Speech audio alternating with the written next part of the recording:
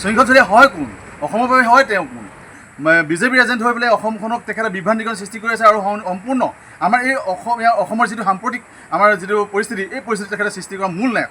আৰু মই তেখেতক ইয়াৰ পৰা এটা ৱাৰ্ণিং দিব বিচাৰিছোঁ যে অসমৰ বিভিন্ন জাতি জনগোষ্ঠীয়ে গঠিত এই অসমখনক তেখেতে বিভ্ৰান্তিকৰ সৃষ্টি কৰিবলৈ পৰিস্থিতি জটিলতালৈ তেখেতে নিব নালাগে। আৰু দ্বিতীয় কথাটো কৈছোঁ কি, তেখেতে অসমখনত বিজেপিৰ এজেণ্ট হৈ পেলাই শিৱসাগৰৰ এই ৰাজনৈতিক পৰিৱেশটো যিটো তেখেতে সৃষ্টি কৰিবলৈ গৈ আছে, ইয়াত হিন্দু মুছলিম কৰি বিজেপিৰ এজেণ্ট যে কৰি আছে, এইটো অসমৰ ৰাইজে এতিয়া তেখেতক ধৰা পেলাইছে।